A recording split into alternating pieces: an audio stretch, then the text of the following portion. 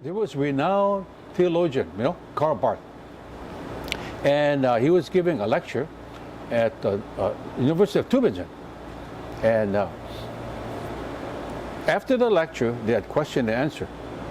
And somebody raised their hand and says, "Carl, I want to ask you a question. How do you know that Jesus rose from the dead? What evidence can you give from Scripture or from tradition that would support that Jesus rose from the dead? How do you know that?" And he smiled at the guy and he says, "The reason why I know that Jesus rose from the dead is that my mother told me so."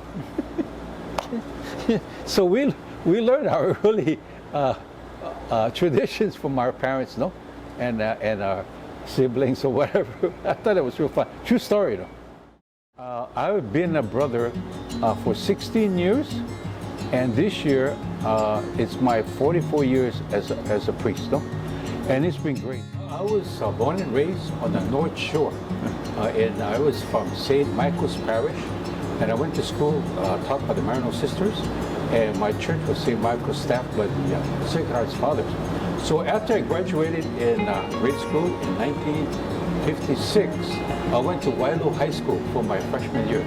And I said, "Mom, I want to go to St. Louis, So I had to make a decision whether to take Marianist tests or St. Louis High School, okay? So I took St. Louis High School. So I entered St. Louis in my sophomore year in 1957. So my mother said, "You have to make some sacrifices." So she said, "If you go to St. Louis, you better study." So that's what I did. I love math, And I don't know if you like math, but I had some good math teachers. Brother Benzinger for geometry, and Brother Ray Dossler, who taught me Algebra 2, solid geometry, and trigonometry. So I used to go home, and I used to brag about our teachers, how good teachers they were, and we learned a lot of math. But besides the math, there was a lot of concern for us as students, There was a Brother Jim Mifsud who was in charge of the lower classes, the F and G. But he knew, by the time the students graduated, he knew everybody, names, families, and so forth. Okay? So the brothers had really a concern for each of us, and we got a very good education. And because of the Marianist spirit, that motivated me to become a Marianist. I mentioned earlier Brother James Mifsud, who taught Latin and who taught, I guess, English, and I was really touched by him because of his enthusiasm of being a teacher. He was the moderator, can you imagine, of the freshman class. Okay, I was a sophomore at that time.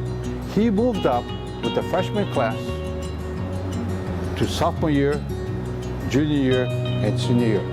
Would you believe we have classes from A and B, right? That's the really smart guys. C, D, and E, average, and F and G, I wouldn't say slow, but they needed a lot of encouragement. He was the moderator of one of the classes, F and G, okay? Besides being the moderator for the whole class. You know when those boys graduated from high school? He knew every family, relatives, what school they went, who played football, who failed or whatever. He knew that everybody personally. And to me, it was an encouragement of what it means to be a teacher and get involved with the lives of the students. And so he eventually, after he left St. Louis High School, he went to the seminary in Freiburg, Switzerland, and he was ordained. Okay, fast forward, after I graduated from University of Dayton in 1966, my first community was with him in San Jose, California. First thing out of his mouth, he says, "Rome, you'll be a teacher. Number one, read, and develop yourself professionally, okay? And pray. I used to see him walking around reading the breviary, So he was a brother and brother priest that I got to know in community after all these years, after knowing him as a teacher and living with him in community. Great times. for about 9 years I was with them. Yeah.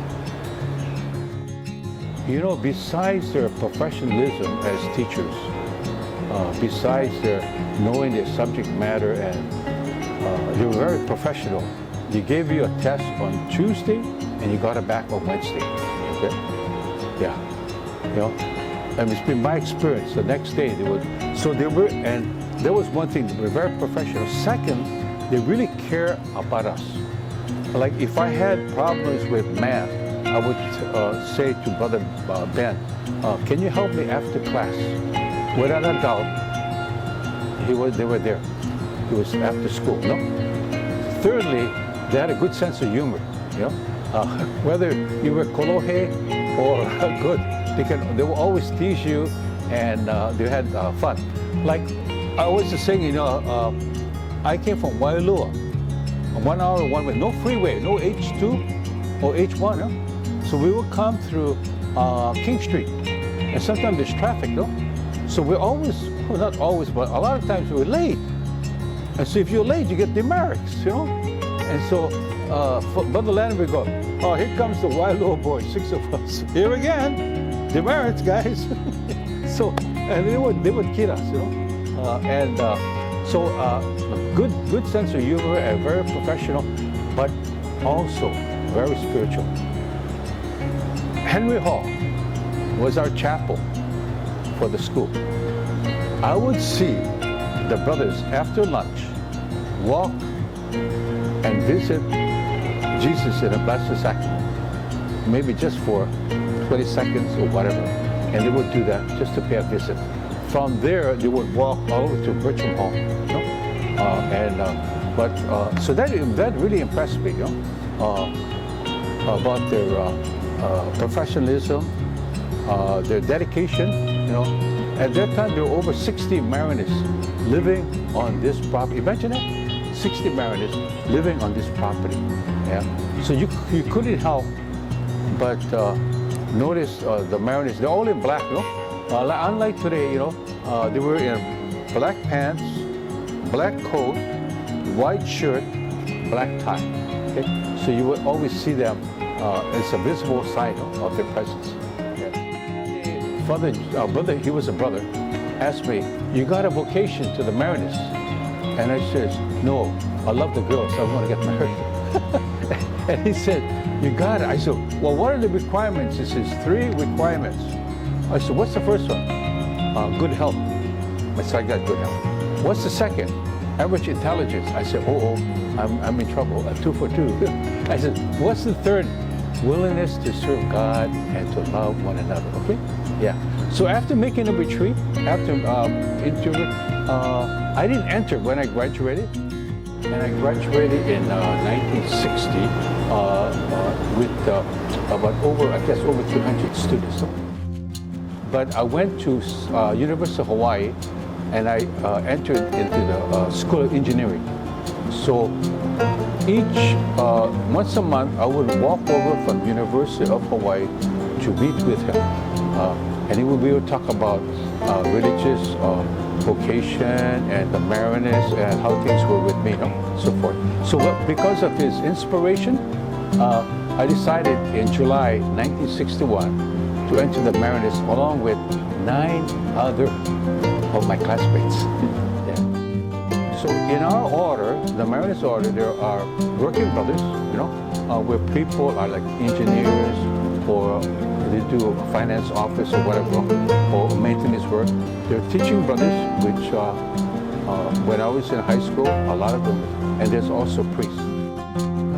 Would you believe, after I graduated from the University of Dayton in mathematics with a minor in physics, I taught math for 9 years at Archbishop Mitty High School in San Jose, California. Okay? So I was young. I was only 24 years old, about 6 years older than the student. So naturally, being young, I used to play basketball after class with the students. I go to their dances, I go to their games, I go to the activities, okay? And I hang out. You know, those who have a hard time in math, I used to help them. One day, as we were sitting around, a group of boys told me, Brother Bunda, BB, Brother Bunda, we think you make a good priest. I go, really? I'm a brother, I just teach math. He said, no, we think you make a good priest. And so they gave me that idea, They gave me that, like, wow, maybe I'm called not only to teach math, but also to be a priest, to administer the sacraments and so forth. So when I look at my life, and I look at my vocation to the priesthood in the Marianist order, the call really came from my students, like yourself, because they saw something in me that I didn't realize they had the gift of the qualities of being a priest. So when I made my perpetual vows in 1967, and this ring is a symbol of my lifetime commitment to serve Mary in the Society of Mary, we had to declare a category, and I declared at that time teaching brother, but eventually I changed over to the priesthood. We have what we call the Marianist charism, right? And we all know, what's the first one? Faith formation, right? The deeper spirit of faith that is part of our lives. Second is our Blessed Mother. As Father Shamanat said, the secret of success in any work is to interest of Blessed Mother. So if you want to get to know a person, it's good to get to know the mother. So the priests encourage us, to have a deeper relationship with Mary, so she can lead us to Jesus. Now, what's the overall goal of the Marianist vocation, or any goal of the spiritual life? Is to get or become Jesus Christ. Okay? And what better way to know Jesus than through His mother? So our Blessed Mother is very instrumental for us to grow in the knowledge of God and the knowledge of Jesus Christ. Well, when you love God, right? We don't see God, but He's invisible. But because of our baptism, all of us receive the gift of faith, hope, and charity.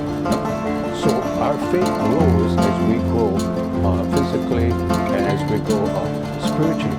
So in the novitiate, which is a training to become a brother, we learned about how to deepen our knowledge and our love for God. And part of that is the gift of faith, and the gift of hope and charity. So we learn about not only about the Marianists, but what does it mean to be religious, and what it means to help other people grow in their spiritual and religious life. Okay? So after I was ordained, I came here at St. Louis High School, and in 1979, and I was here for 9 years. So your retreat program. I started the retreat program here with the freshmen. We used to go over to St. Stephen's Diocesan Center. Sophomore retreat was here, and the junior and senior retreat were up in Camp Timberline, up in Makike. I really enjoy being with the students. I was young, I was 33 years old when I was ordained, okay? And I had a lot of energy. And so with the faculty, like Mr. Amador was with me, and Ray Abrigano and Brother Tom Jalbert, we created a whole retreat program. Now, I don't know if you still have the Father Sunday. Yeah, I started that, the Father Sunday. And then we also started the Mother Sunday. You still have that? Oh, terrific. Yeah, I started that to bring the students closer to their parents and so forth. One year, Mr. Chris Casabang was a junior, and we had a retreat in Camp Haula. And I told the class, I said, hey, listen, guys, Father Bunda one day will be leaving St. Louis High School. One of you got to take my place. Okay? And eventually, Chris Casabang, came back, and now he's the head of campus ministry. One of the characteristics of being a Marianist in our education philosophy is always give back. Share your gifts that you have. And even though I was here from 79 to 88, I left here in '88, which is 34 years ago. One of the things I wanted to do is reconnect not only students and faculty for the class of up to 1979, but also to really give back. I feel blessed that coming from Waialua, and being part of a graduating class and being a Marianist now, that I can give back to our students what I myself personally learned, not only professionally, education, but also spiritually. The Marianist really made an impact on my life. We are to share the gifts we have and the blessings with others, And so that's why one of the reasons I came back, And if God gives me 10 years, I'm 80, up to 90, and longer, I'll stay here, still keep going until I can't move or whatever. But it's a blessing, And if you give me a couple of years, that's all right, as long as I'm alive. And as Fauci would say, he's going to retire at 82 in December. I feel healthy, which I am. I feel energetic, which I am. I feel passionate, which I am. I'm going a new chapter of my life. And I feel healthy, I feel energetic, and I feel passionate about what I'm doing as a Marianist religious priest. If you didn't join ministry, what would you be doing in your life? I would love to be a travel agent. I love to travel and to promote traveling. Okay. During this past year, I was on sabbatical, and I was very fortunate to go with Father Tim Kenny and some of our Marianists on the journey of St. Paul in Greece. Okay. So I love traveling. Okay. And then last month in July, I went on a river cruise from Budapest, Hungary, all the way through Amsterdam, the Netherlands, for 2 weeks on a river cruise. There's no waves, so you don't get seasick. Okay, so I did it for 2 weeks, and I love just being there in the different countries, because we Catholics have an advantage because we know church history. We know how the church has developed in Europe, and so I was just happy to increase and to be part of that cruise. Okay. Now when you go on a cruise, you do a lot of eating and a lot of drinking, right? And I told myself, don't hold back, just go for it. So I gained about 10 pounds on this, and so I lost 2 pounds already. So that's right. I'll lose it again. But I love traveling, and when I have visitors here coming to Honolulu, I used to have, when I was in St. Louis, I used to have a day tour, weekend tour, or 1 week tour, depending on how long you're staying, And just last week, I had a good friend of mine, a sister, a presentation sister from California. So I invited her and her sister Mary, Sister Paula, to Mass, on a Sunday. And on Tuesday, we went up to the North Shore, and my brother runs a food truck. But too bad, my sister-in-law got sick, so he had to close it. So we had to eat at the golf course restaurant in Turtle Bay.